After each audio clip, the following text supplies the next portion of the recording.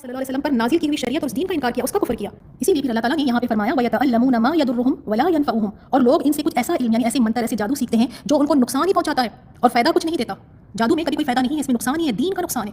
انسان اپنا ایمان گنوا دیتا ہے، اپنے دین سے وہ باہر نکل جاتا ہے. اور پھر اس کے بعد فرمایا وَلَقَدْ عَلِمُوا لِمَنِ اشْتَرَاهُ مَا لَهُ فِي الْآخِرَةِ مِنْ خَلَاقٍ، وہ جانتے تھے، یعنی بنی اسرائیل جانتے تھے کہ جو شخص ایسی چیزوں کا خریدار ہوگا اس کا آخرت میں کچھ حصہ نہیں.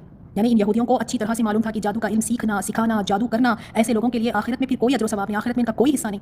یہ ان یہودیوں کو علم تھا جنہوں نے رسول صلی اللہ علیہ وسلم کی اتباع کرنے کے بجائے، آپ صلی اللہ علیہ وسلم کی اتباع پیروی کرنے کے بجائے انہوں نے جادو کو اختیار کر لیا تھا. اور جو شخص یہ کام کرے گا پھر اس کا آخرت میں کچھ حصہ نہیں ہوگا. اور پھر فرمایا اور جس چیز کے بدلے انہوں نے اپنی جانوں کو بیچ ڈالا وہ بری تھی، کاش وہ اس بات کو جانتے ہوتے. پھر فرمایا وَلَوْ أَنَّهُمْ آمَنُوا وَاتَّقَوْا، اگر یہ لوگ ایمان لاتے، متقی بن جاتے تو اللہ تعالیٰ کی طرف سے بہترین ثواب انہیں ملتا. لَوْ كَانُوا يَعْلَمُونَ، اگر یہ جانتے ہوتے. انہوں نے تھوڑے سے دنیا کے فائدے کے لیے، مال کی محبت کے لیے جادو کے پیچھے پڑ کر اپنی نفسوں کو انہوں نے بیچ دیا.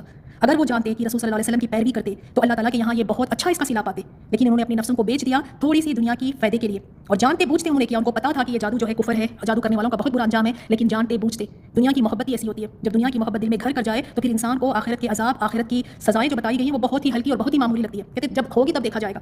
لوگوں کا آج بھی یہی رویہ ہے، کہتے ہیں کہ اب سوچو نا، اب زندگی ہے، اب جو کرنا ہے اب دیکھو، بعد کی تو بعد میں سوچی جائے گی.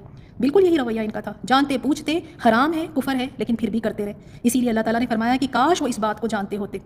الحمدللہ آج کی آیات میں ہم نے جادو کا ذکر دیکھا، تو مزید تھوڑا سا جادو کے بارے میں دیکھ لیتے ہیں. بس ایک بات کو یاد